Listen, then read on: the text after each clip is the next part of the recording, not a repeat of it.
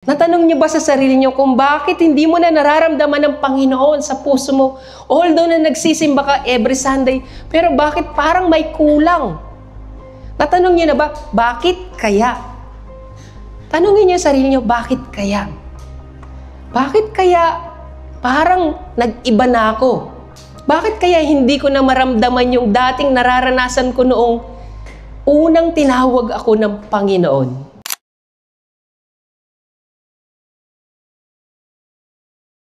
Basahin natin ulit yung aklat ng Mateo chapter 24, verse 3 to 14.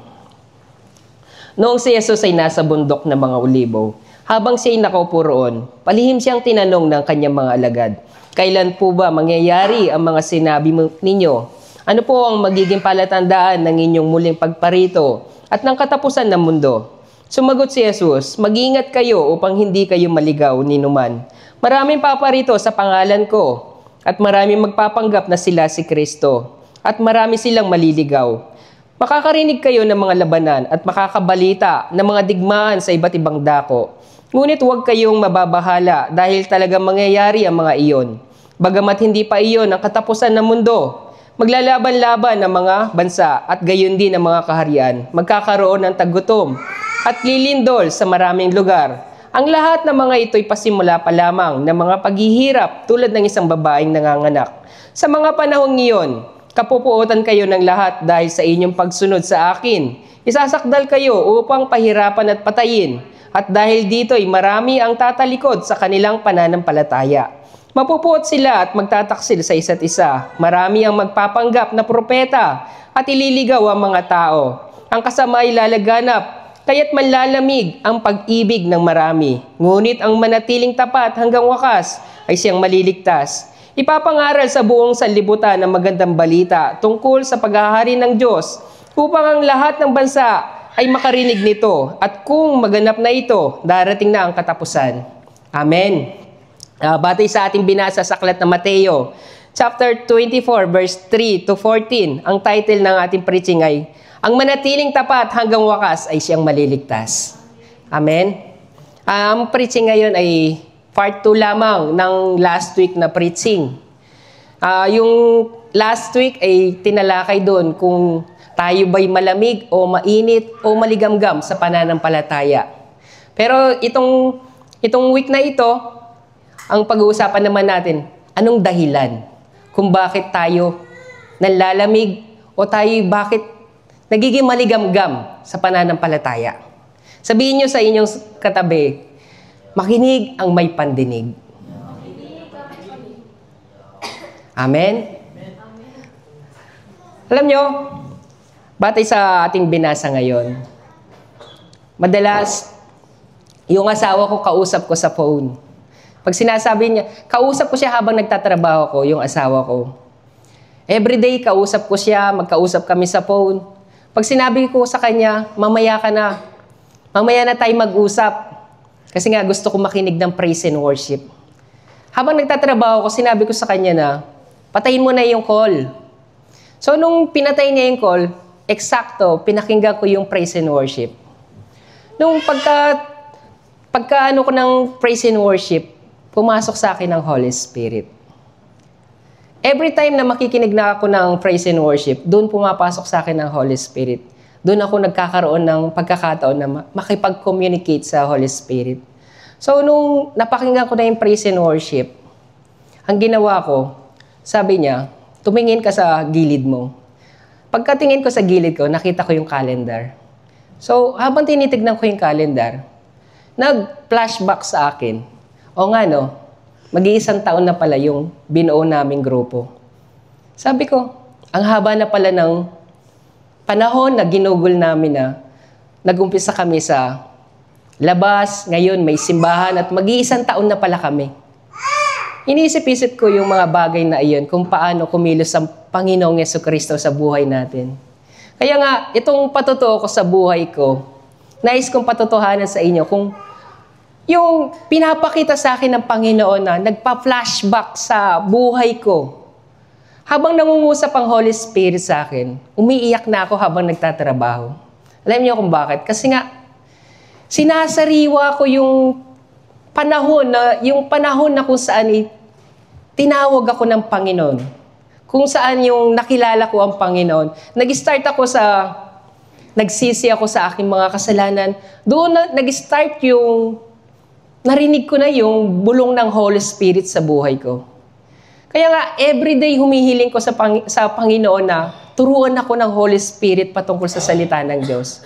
Sa company, naranasan ko yung, habang nasa company ako, nangungusap ang Holy Spirit. Alam niyo anong ginagawa ko kapag nangungusap ang Holy Spirit? Meron akong laging ganito. Meron akong note. Bakit may note ako lagi? Kasi nga, every time na mangungusap ang Holy Spirit, isinusulat ko lahat ng mga mensaheng sinasabi niya sa akin. Alam niyo kung paano naisulat ang Biblia? Ang Holy Spirit ay nangusap sa lahat ng mga tao, sa maraming mga apostol. Ngayon naisulat ang Biblia. Ganon din ang ginagawa ko sa buhay ko. Kapag nangungusap ang Holy Spirit, isinusulat ko yung mensahe niya. At ipinapahayag ko naman ito sa inyong lahat. Ganon ako makipag-communicate sa Holy Spirit sa buhay ko. Naranasan ko na lumayo ako sa mga makasalibutang mga kaibigan. Ang tanging naging best friend ko yung Holy Spirit mismo. Wala akong ibang kinakausap sa buhay ko, kundi ang Holy Spirit. Ang dami niyang sinasabi sa akin na patungkol sa Biblia. Lagi niyang sinasabi sa akin, pagmasdan mo ang paligid. Ang lahat ng yan ay walang kabuluhan. Sabi niya sa akin, tignan mo yung napakalaking mga building.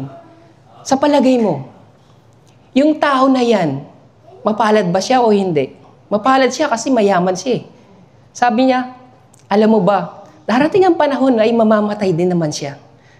Masasabi mo ba na lahat ng mga pinaghirapan niya ay mahalaga? Walang kabuluhan lahat ng bagay na iyan. Ganyan magturo ang Holy Spirit sa akin.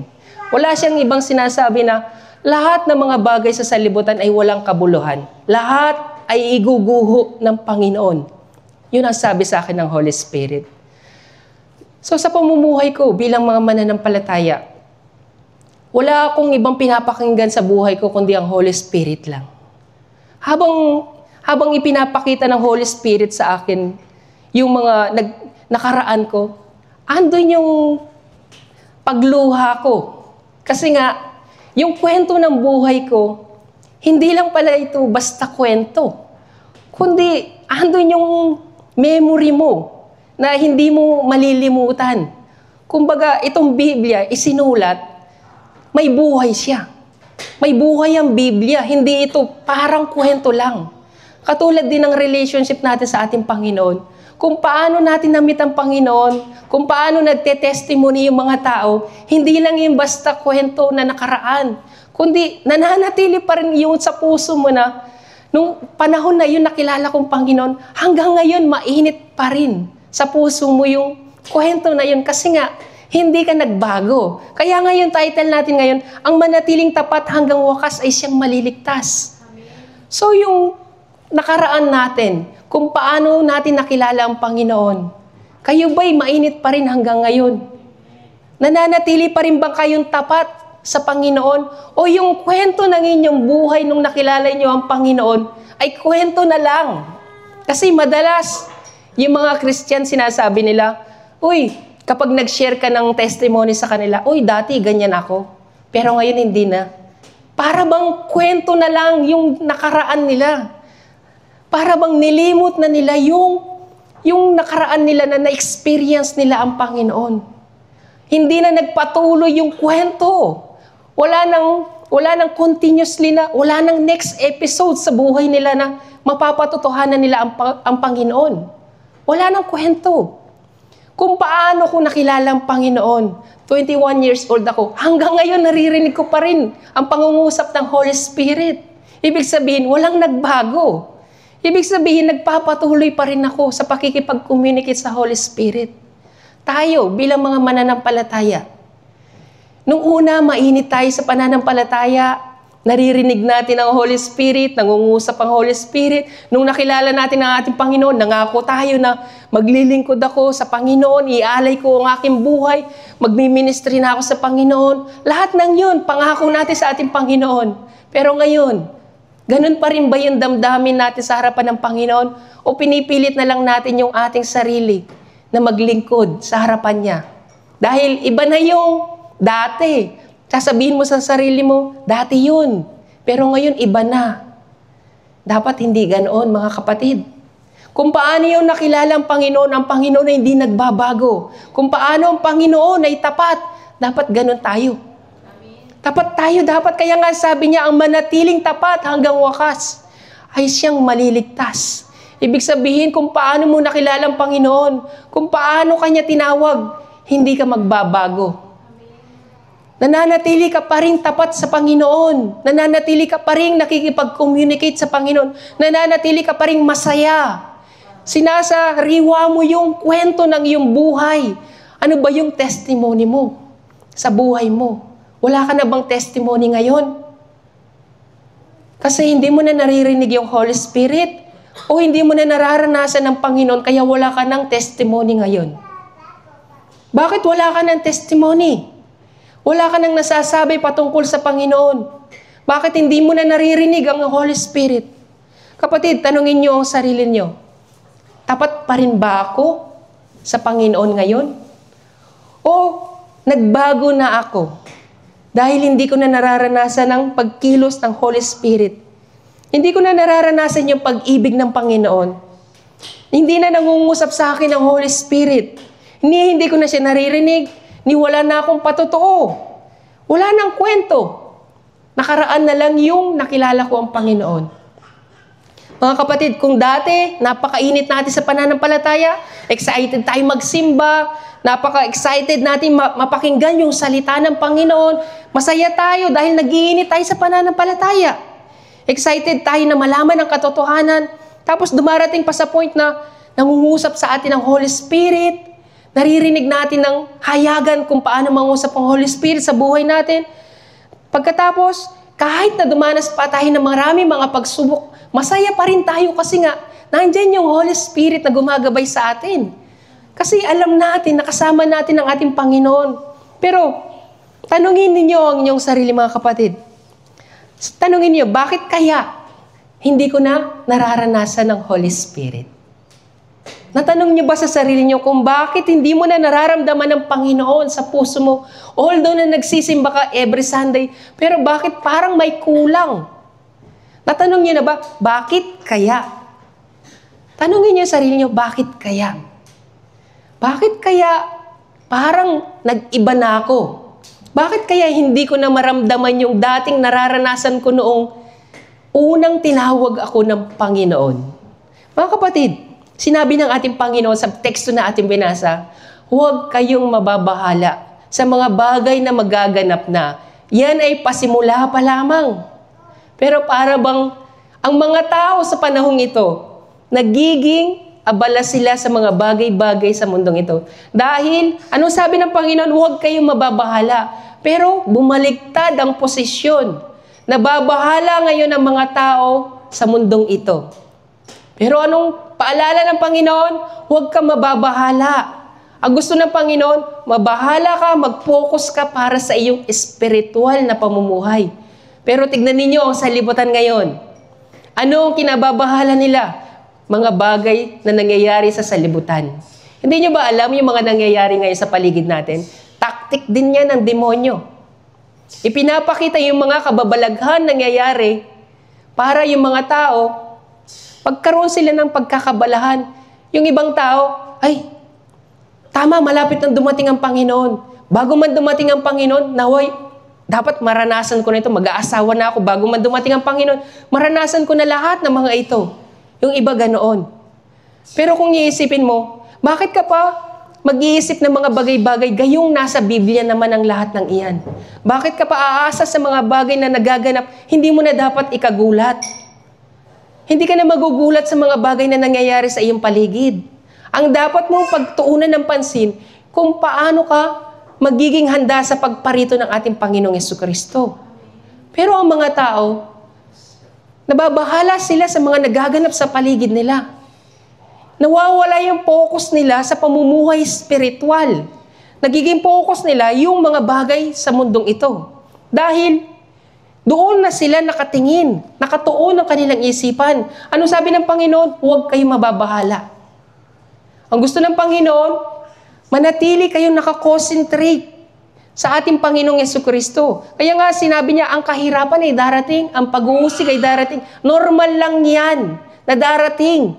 Pero dapat isipin ninyo mabuti. Kung kailan darating ang Panginoong Yesukristo, walang makakapagsabi kung kailan darating ang Panginoon. Kaya nga sabi niya, ngunit walang nakakaalam ng araw o ng oras na pagsapit niyon, kahit ang mga anghel sa langit, maging ang anak man. Kaya maging handa kayo dahil hindi ninyo alam kung kailan darating ang inyong Panginoon. Ibig sabihin, pinaghahanda tayo ng ating Panginoon para sa muli niyang pagparito. Pero ang mga tao, naghahanda sila para sa buhay nila sa mundong ito. Naging baliktad ang nangyayari. Naghahanda kayo for the future. Naghahanda kayo, tag-aalala kayo sa mga bagay-bagay para sa buhay nyo. Pero hindi kayo nag-aalala para sa buhay na darating sa hinaharap. Ito yung pangako ng ating Panginoon na muli siyang darating. Sabi niya, maging handa kayo sa muling pagparito ng ating Panginoon. Bakit hindi kayo nababahala? Bakit hindi kayo nakakaramdam ng pagkabahala sa inyong spiritual na pamumuhay? Alam niyo, ang mga tao, nakakaramdam sila ng stress sa buhay nila, depression sa buhay nila. Bakit? Ganun ang nararamdaman nila. Kasi wala na sa kanila ang Espiritu Santo. Wala na sa kapuso nila ang Holy Spirit. Wala na sa kanila yung liwanag na tumatanglaw sa kanila. Naliligaw na sila ng daan. Bakit nai-stress ang tao? Bakit nadidepress ang isang tao? Alam nyo, sa Biblia, walang salitang stress. Wala kayong mababasang sa Biblia na salitang stress. Bakit walang ganoon? Ang tao lang ang gumawa ng words na stress siya. Pero, ano sinasabi ng Biblia? Ang mga tao, sila yung itinuturing na walang pananampalataya. Kapag nakakaramdam ka na ng doubt sa mga kahilingan mo, nakakaramdam ka na ng panlalamig sa pananampalataya, nakakaramdam ka na ng ayaw mo na magsimba, hindi ka na masaya sa presensya ng Panginoon, puro problema na lang ang nararamdaman mo, sasabihin ng ibang tao kapag tinanong mo sila, anong nangyayari sa iyo? Stress ako, depressed ako, pero alam niyo ba, anong tamang words para dyan? Walang pananampalataya. Bakit ano sabi ng Biblia? Kay liit ng inyong pananampalataya sa Kanya. Kaya't huwag kayong labis na mag-isip kung ano ang inyong iinumin, kung ano ang inyong kakainin, kung ano ang inyong bibihisan. Huwag na kayong mabahala pa o mangamba. Ang mga bagay na ito ay pinagkakabalahan ng mga taong di nananalig sa Diyos. Ibig sabihin, ang mga taong walang pananampalataya. Nababahala tayo sa ating kakainin, nababahala tayo kung anong isusuotin natin, kung anong iinumin natin. Lahat ng yan, kinababahala natin sa buhay natin. Pero sinasabi lang natin, stress tayo, depressed tayo. Pero ang tamang words dyan, walang pananampalataya. Kaya nga sa harapan ng Panginoon, higit sa lahat, kaya nga sabi niya, higit sa lahat, pagsikapan muna ninyong lahat na pagharian kayo ng Diyos at ibibigay sa inyo ang lahat ng inyong pangangailangan. Ang Panginoon na magpo-provide ng inyong mga pangangailangan. Bakit kayo nai-stress sa buhay ninyo? Ang sabi ng Panginoon, huwag kayong mabahala. Ang pagtuunan nyo ng pansin ang muling pagparito ng Panginoong Yesukristo. Ipoprovide ng Panginoon ang lahat ng inyong kailangan. Bakit tayo nakakaramdam ng stress? Dahil wala na sa atin ang Holy Spirit. Ano sabi ng Panginoon? Pangako ng Panginoon sa atin, dadalangin ako sa Ama upang kayo'y bigyan niya ng isa pang tagapagtanggol na magiging kasama ninyo magpakailanman. Pero asan na siya? Sinong binabanggit dito? Ang Holy Spirit. Makakasama niyo siya magpakailanman. Anong purpose ng Holy Spirit? Ngunit pagdating ng Espiritu ng katotohanan, papatunayan niya na kayong lahat magpapatunay siya patungkol sa katotohanan galing sa Diyos. Sapagkat ang sasabihin niya ay hindi mula sa kanyang sarili, kundi sa kanyang narinig. At ipapahayag niya sa inyo ang mga mangyayari sa hinaharap. So ang Holy Spirit ang gagabay sa inyo sa buhay ninyo. Hindi kayo ang magtatakda ng inyong buhay. Hindi kayo mismo ang gagawa ng daan, kundi ang Holy Spirit mismo ang gagabay sa inyo. para sa pagdating ng ating Panginoon. Pero tanungin niyo ang sarili niyo, nasaan na kaya ang Holy Spirit? Nasa puso niyo ba ang Holy Spirit ngayon? Ginagabayan ba kayo ng Holy Spirit? Naririnig niyo ba ang Holy Spirit sa puso niyo? O puro na lang kayo stress sa buhay ninyo? Depresyon sa maraming bagay. Ang Holy Spirit ang pumapagitan sa atin. Sa pagitan ng Diyos mismo. Siya mismo yung tumutulong sa atin na gumagabay kung paano tayo mamumuhay sa katotohanan. Papatnubayin niya tayo sa katotohanan para sa buhay pananampalataya. Paano kayo mananatiling tapat sa Panginoon kung wala ang Holy Spirit sa buhay niyo? Paano niyo masasabi na kayo'y ganap na may pananampalataya kung wala ang Holy Spirit na gagabay sa inyo sa pamumuhay espiritual? Sinasabi ko sa inyo, hindi kayo makakapamuhay na may kabanalan kung wala sa inyong Holy Spirit. Dahil ang tao ay makasalanan. Lahat tayo makasalanan kung wala ang Holy Spirit. Hindi natin kaya mamuhay na may kabanalan. Kaya nga, mga kapatid, ang ibig sabihin, naligtas na tayo. Naligtas na tayo ng ating Panginoong Jesucristo. Kaya, huwag nating sayangin ang pagkakataon na ibinigay sa atin ng ating Panginoon. Ang ating Panginoong Jesucristo ay naipako sa krus. Nagdanak siya ng buhay. Ang kanyang dugo ang dumanak doon sa krus. Tinubos tayo ng ating Panginoon sa ating mga kasalanan. Kaya huwag natin sayangin yung pagkakataon na iyon na ibinigay sa atin ng ating Panginoon. Huwag natin sayangin sa pamumuhay, sa makamundong pamumuhay. Ituon natin ang ating sarili sa pamumuhay na maka-espiritual. Ang nais ng Panginoon para sa atin, mamuhay tayo na may kabanalan, katulad na lamang ng pagdarasal, katulad ng pagba-Bible study, pakikinig ng salita ng Diyos, pamumuhay sa salita ng ating Panginoon. Lahat ng yan ay paghahanda para sa buhay na walang hanggan. Pag-i-evangelize, lahat ng yan ay ginagawa ng taong namumuhay sa salita ng ating Panginoon. Pero tayo, anong pinagkakabalahan natin? Nagiging abala tayo sa buhay dito sa mundong ito. Hindi na natin napapansin na napapalayo na pala tayo sa ating Panginoon. Hindi na natin napapansin na wala na pala sa atin ang Holy Spirit. Hindi na natin naririnig pala ang Holy Spirit. Anong naririnig natin? Naririnig natin kung ano yung kailangan ng ating laman. Kinakailangan kong magtrabaho. Kailangan kong kumita ng pera. Dahil may utang ako. May rami pa akong babayaran. Kailangan kong kumita ng maraming pera dahil kailangan ko magpadala. Kailangan kong magpagawa ng bahay. Sarili mo, pinapakinggan mo, hindi na ang Holy Spirit. Paano kung dumating ang panahon na kunin ka ng Panginoon? Para saan ang pinaghirapan mo? Paano kung bigyan ka ng karamdaman na hindi kayang bilhin ng pera yung buhay mo? Para saan ang pagpapagod mo kung mapupunta ka ng impyerno? Para saan ang lahat ng pagpapagod mo? Ano sabi ng Panginoong Jesucristo? Mag-impok ka ng kayamanan doon sa langit. Doon sa langit. Walang magnanakaw. Walang naninira na insekto. Kaya huwag kayong magpakayaman dito sa mundong ito. Maglaan kayo ng oras para sa pagpapayaman dun sa langit. Ibig sabihin, gumawa kayo ng mabuti sa harapan ng ating Panginoon. Gawin niyo yung mga bagay na makakabuti para sa inyong espiritual na pamumuhay. Tinubos tayo ng ating Panginoong Jesucristo. Ang kanyang dugo mismo ang inialay niya para sa atin. Kaya huwag ninyong sayangin dahil wala nang handog pa na may handog para sa atin. Hindi na babalik ang Panginoong Jesucristo para mag-alay pa ng kanyang buhay. Hindi na ganoon. Tandaan ninyo, minsan lang ginawa ng ating Panginoong Jesucristo yun. Alam niya, sapat na yun pagpapatawad para sa ating mga kasalanan. Alam niya na sapat na yun. Ginawa niya para tayo mamuhay na may kabanalan. Kaya huwag ninyong sayangin ang pagkakataon na binigay sa inyo ng ating Panginoon. Minsan lang yung buhay natin sa mundong ito. Kaya nga, bigyan nyo niya ng kahalagahan ng dugo at buhay ni Kristo sa buhay ninyo.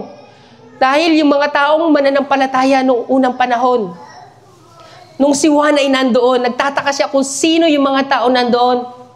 Ang sagot sa kanya ng anghel, sila yung mga tao na nilinis ang kanilang sarili sa pamagitan ng dugo ni Kristo. Pinanatili nila ang dugo ni Kristo sa buhay nila. Kaya naging malinis sila sa harapan ng Panginoon.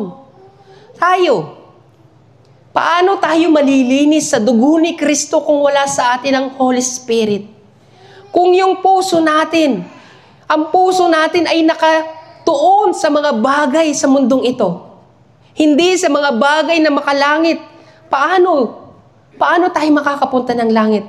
Pakatandaan natin, ang nagpapatuloy sa pagkakasala ay kampo ng dyablo. Kaya huwag tayo magmalaki na tayo pinatawad na ng ating Panginoon sa ating mga kasalanan. Huwag nating isipin na yung biyaya ng Panginoon ay napakalaki, ang Diyos ay mahabagin, ang Panginoon ay maunawain, mapagmahal ang Panginoon, mapapatawad tayo ng ating Panginoon. Anong sinasabi ng Biblia? Huwag mong sanayin ang iyong sarili sa paggawa ng kasalanan. Baka dumating ang panahon na hindi ka napatawarin sa iyong kasalanan. Anong ibig sabihin nun? Dahil ang buhay natin ay may hangganan. Hindi habang buhay gagawa tayo ng kasalanan. Darating ang araw na tayo papanaw din naman. Hindi natin alam kung kailan tayo mamamatay. Kaya nga sabi ng Panginoon, magpakabanal ka sa harapan ng ating Panginoon. Dahil hindi mo makikita ang ating Panginoon kung hindi ka magpapakabanal. Yan ang utos sa atin ng ating Panginoon. Kaya nga, huwag ninyong paghariin ang kasalanan sa inyong mga katawan. May kamatayan. Upang hindi na kayo maalipin pa ng masamang hilig na ito. Huwag ninyong ipailalim sa kapangyarihan ng kasalanan ng alinmang bahagi ng inyong katawan bilang kasangkapan sa paggawa ng kasamaan. Ibig sabihin, ang ating katawang lupa ay mamumuhay na may kabanalan. Hindi natin to gagamitin bilang isang instrumento sa paggawa ng kasalanan. Ano yung kasalanan na yun? Yung namumuhay tayo na wala ang Panginoon sa buhay natin. Namumuhay tayo na walang kinikilalang Diyos. Ibig sabihin, wala tayong pananampalataya. Kapag wala tayong pananampalataya, sino ang kumikilos sa atin? Ang dyablo mismo. Para naisin mo yung mga bagay sa salibutan. Katulad na lamang ng pagtukso ng dyablo kay Jesus.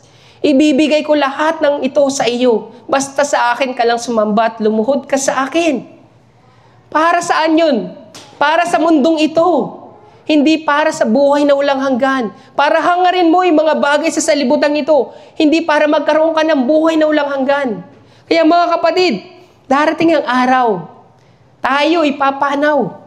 Darating ang araw na yung mga tao sa paligid natin, ihahatid tayo sa hukay dahil patay na tayo. Pero, kahit patay na tayo, wala tayong madadala sa mga pinaghirapan natin sa buhay natin. Wala tayong masasalba. Tangi ang bitbit lang natin yung kaluluwa natin sa harapan ng Panginoon. Doon, hahatulan tayo ng ating Panginoon batay sa ating mga gawa. Kaya nga mga kapatid, bakit ninyo hindi na lang ilaan yung time ninyo sa pagba-Bible study sa kasama ng inyong pamilya? Magkaroon kayo ng prayer time kasama ng inyong pamilya. Bakit hindi nyo turuan ng inyong mga anak patungkol sa salita ng ating Panginoon? Mag-movie marathon kayo patungkol sa salita ng Panginoon. Yung mga patungkol sa spiritual mismo. Bakit ninyo nilalaan yung buhay ninyo sa pagtatrabaho? Meron kayong pamilya na dapat ninyong unahin. Ibig ko sabihin, magkaroon kayo ng spiritual time sa pamilya ninyo.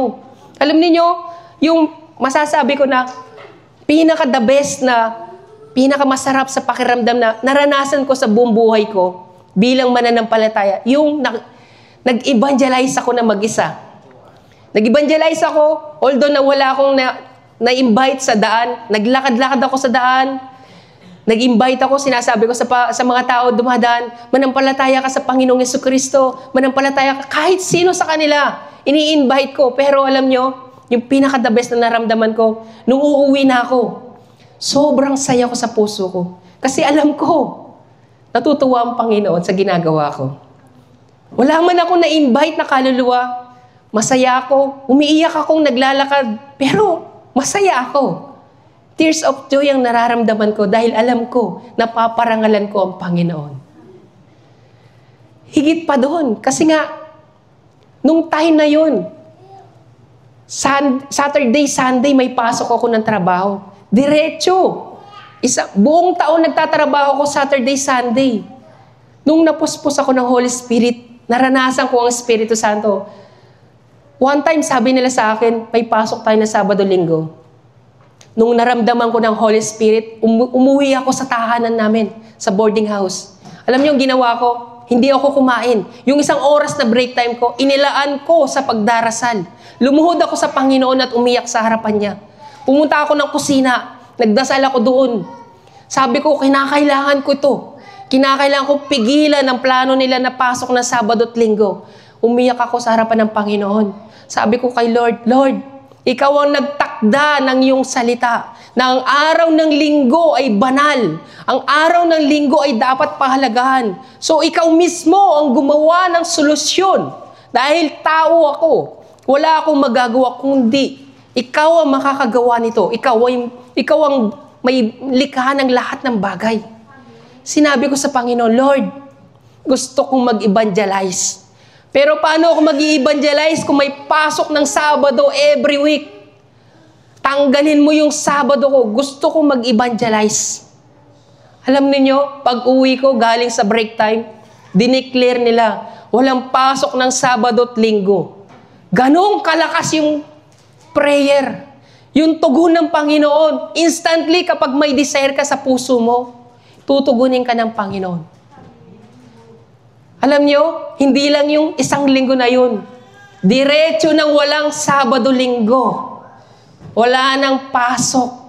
Dahil ginawa na ng Panginoon, ginibway niya ako para magawa ko ang kanyang kalooban. Dahil hiniling ko sa Panginoon, Lord, gusto kong mag-evangelize. Paano ako mag-evangelize? May pasok ako na Sabado. Alisin mo ang Sabado ko, Lord. Ito yung sinasabi ng Panginoon. Saan kayo nakapokus? Sa buhay, sa pagparito ng Panginoong Jesucristo, o sa mga bagay sa salibutan? Dapat isipin nyo yung ganung bagay.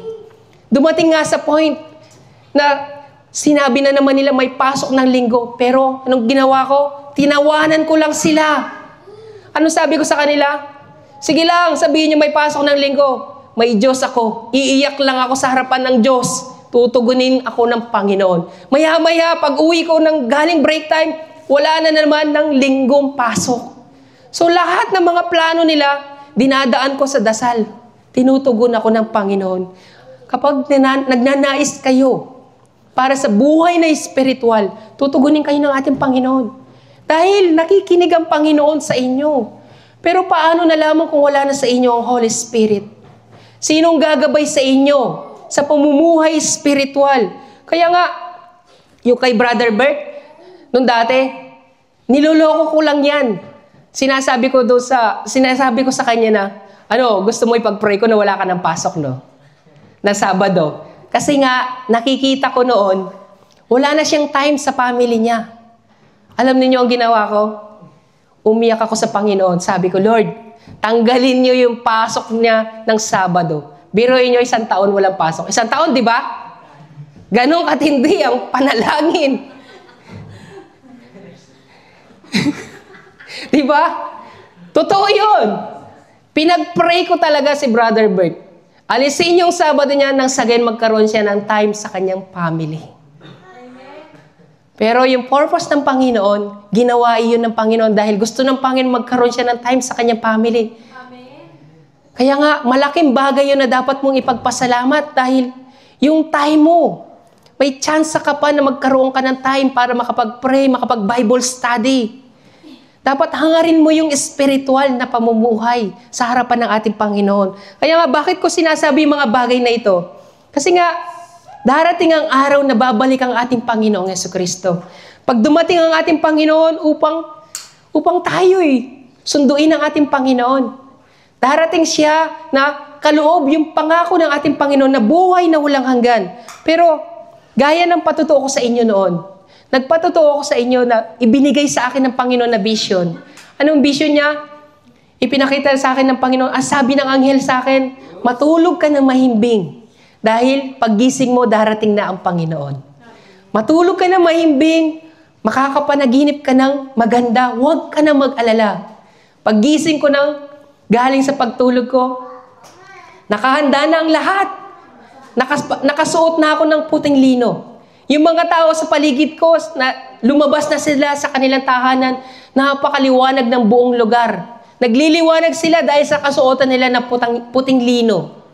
Pero nakita ko mula sa kalangitan na nagbukas ang kalangitan dahil dumating na yung ating Panginoong Jesucristo para sunduin lahat ng kanyang mga hinirang.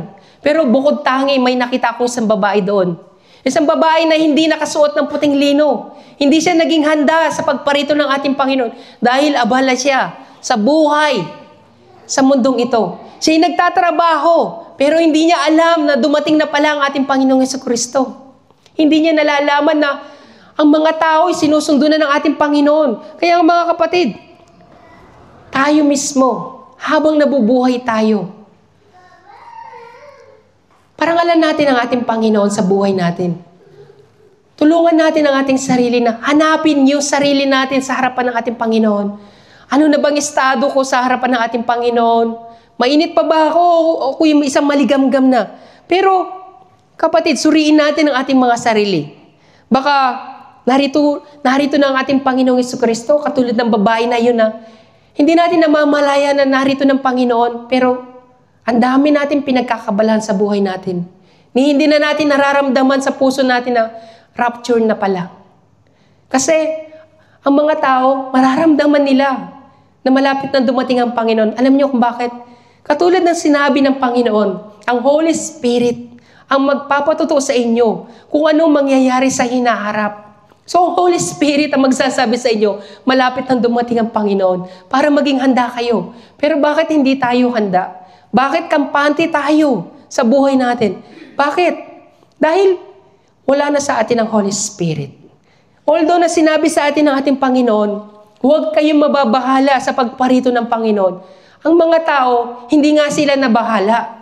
Nagpakampante sila sa buhay spiritual, na bahala sila sa mga bagay sa salibutan. So ano mangyayari sa kanila? Maiiwan sila sa huling araw. Maiiwan kayo, mapupunta kayo ng impyerno. Ano sabi ng Panginoon? Maging tapat ka hanggang wakas upang ikaw ay maligtas. Pangako yun ng ating Panginoon. Katulad na lamang ng pagbibigay ng offering. Pagbibigay ng offering ng tithes. Anong sabi ng Panginoon? Ang pagbibigay ng tithes ninyo, ng offering, ay dapat ninyong ibigay sa akin. Pero bakit hindi nagbibigay ang tao ng offering and tithes? Yung mga mananampalataya. Katulad ng sabi ng Panginoon, kayo'y pinagnanakawan ninyo ako dahil hindi nyo binibigay sa akin yung tithes and offering ninyo. Pero anong dahilan? Bakit hindi nyo binibigay? Una, baka maubusan kayo. Baka kapag nagbigay kayo, magkulangan kayo. Wala na kayong gagastusin pa. Ang ikalawa, pinaghirapan ko ito. Pagod at pawis ito. Naghihirap ako sa trabaho na ito, tapos ibibigay ko lang sa tithes. Ang ikatlo, walang pananampalataya. Meron tayong sariling pananaw patungkol sa pagbibigay. Ang ibang tao, ginagamit nila ang Biblia. Paanong paraan nila ginagamit ang Biblia? Magbigay ng taos-puso. So yung tithes, ginagamit nila yung words na yun, katulad ng dyablo.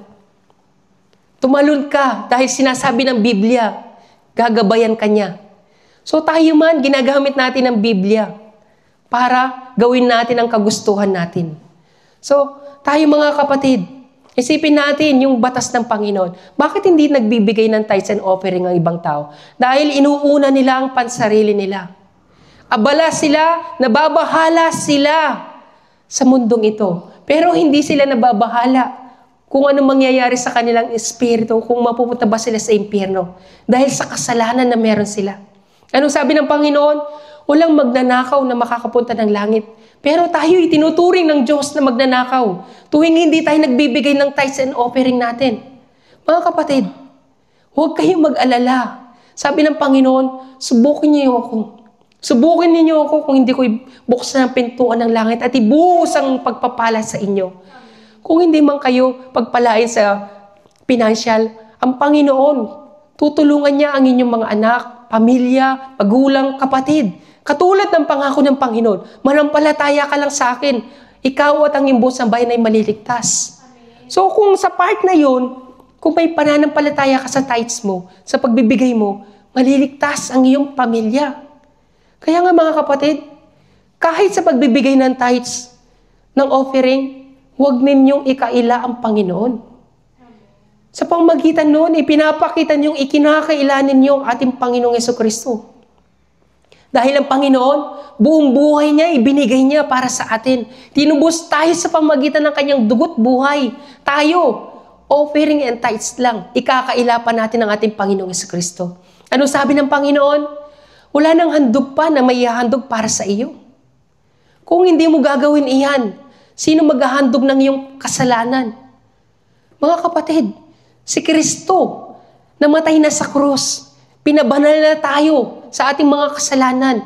So, tayo'y mamuhay na may kabanalan kung totoo.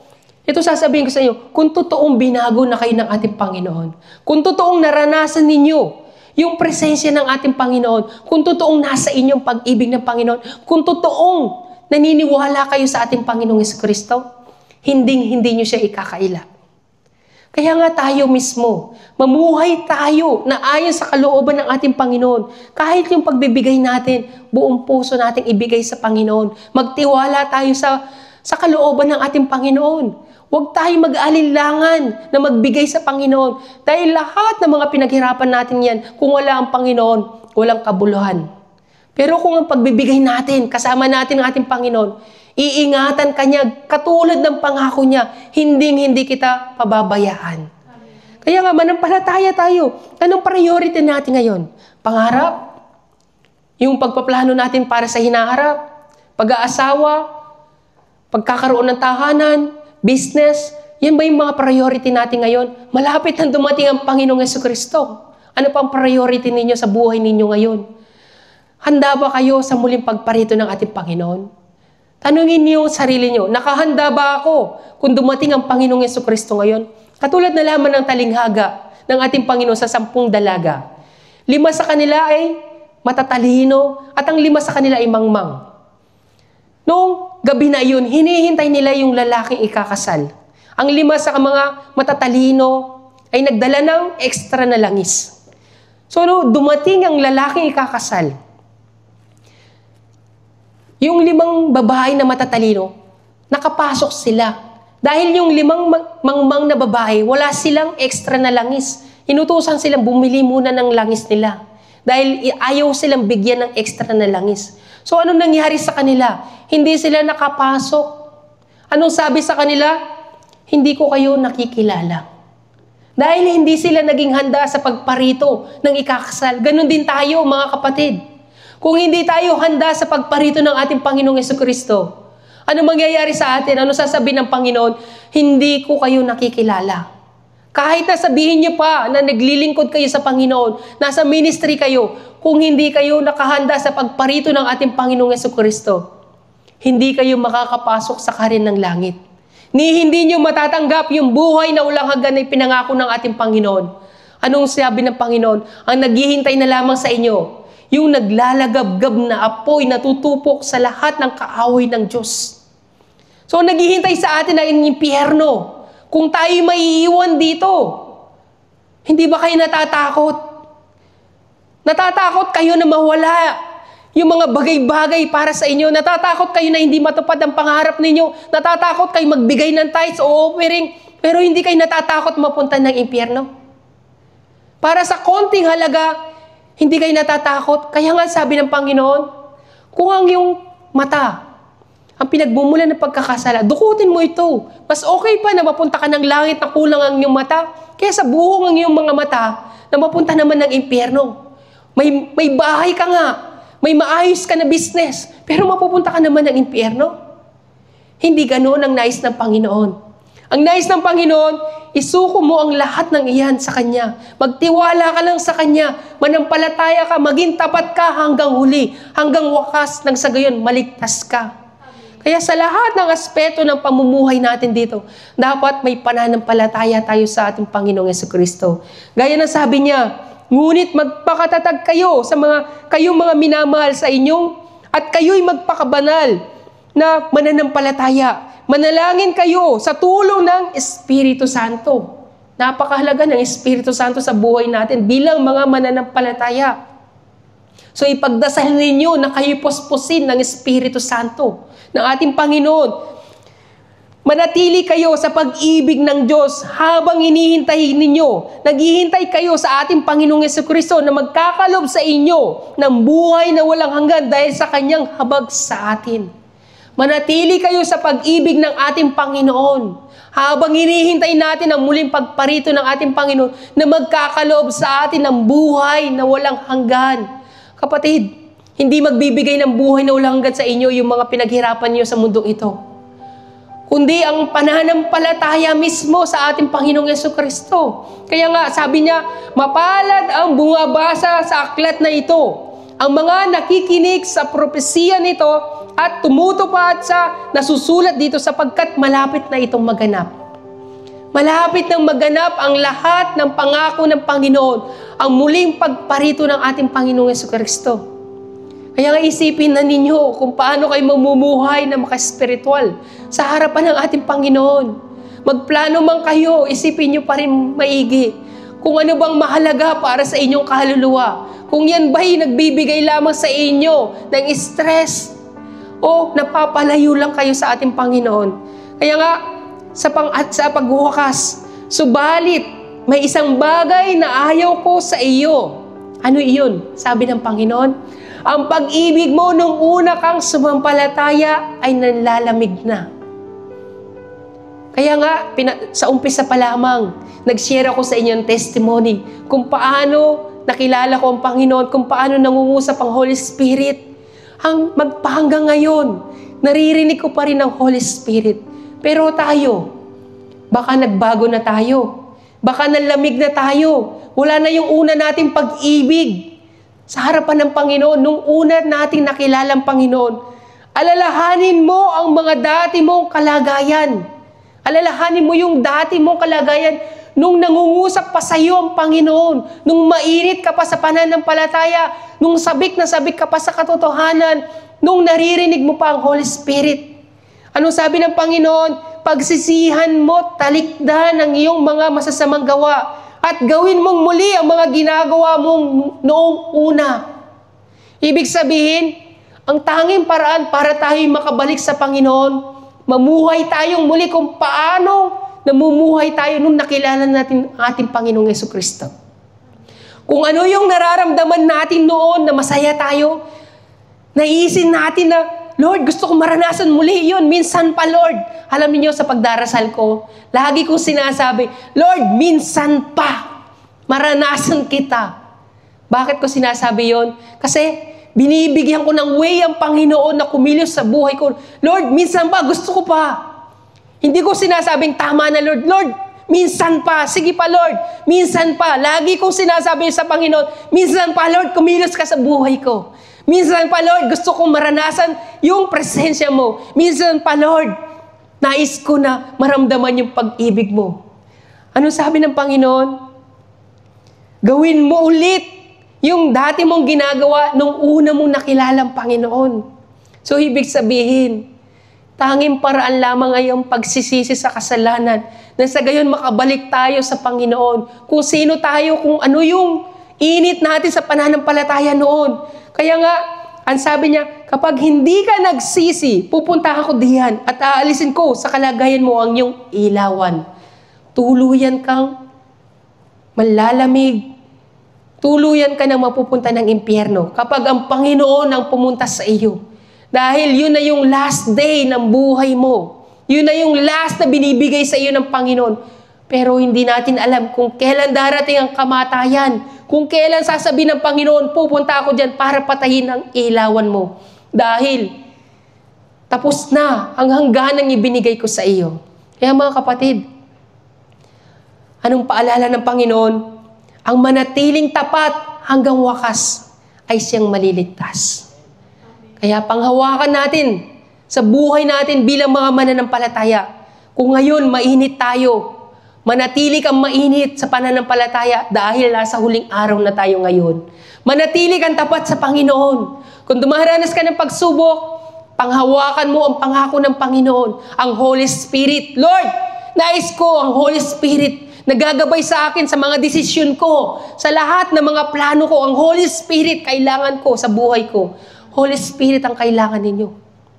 Ang Holy Spirit ang gagabay sa inyo hanggang sa huling araw, hanggang sa araw na pagparito ng ating Panginoong Jesucristo. Wala kayong ibang hihilingin sa Panginoon, kundi ang Holy Spirit mismo ang hihilingin ninyo sa buhay ninyo para magtagumpay kayo sa pananampalataya. Dahil ang Holy Spirit mismo ang katibayan na kayo'y bubuhayin sa huling araw. Kung wala sa inyo ang Holy Spirit pagdating ng Panginoong Jesucristo, hindi kayo mabubuhay. Kayo'y maiiwan lamang dito. Daranas kayo ng parusa papuntang impyerno. Pero kung nasa inyo Holy Spirit, ang Holy Spirit ang bumuhay kay Kristo na siyang bubuhay sa inyo. Ang Holy Spirit ay mahalaga sa atin. Kaya pahalagahan ninyo sa buhay ninyo. Hanggat naririnig nyo ngayon ang Holy Spirit, masayahan kayo. Manatili kayo sa presensya ng Holy Spirit. Ibig sabihin, lagi kayong manalangin sa Panginoon. Kung hindi na ninyo naririnig ang Holy Spirit, matakot kayo. Dahil mapupunta kayo ng impyerno. Kung hindi na ninyo nararanasan yung bulong ng Holy Spirit, yung konsensya ng Holy Spirit, sa bawat paggawa ninyo ng kasalanan, matakot na kayo. Dahil papunta na kayo sa impyerno. Kaya ngayon pa lamang sa oras na ito, manalangin tayo. Pagsisihan natin ang ating mga kasalanan. Pagsisihan natin lahat ng mga pagkakasalan na meron tayo. Isipin nyo, baka hindi ninyo naririnig ang Holy Spirit sa puso ninyo. Baka maligamgam ka na. Dahil manhid na ang puso mo. Wala na yung pakiramdam na mainit ka sa pananampalataya.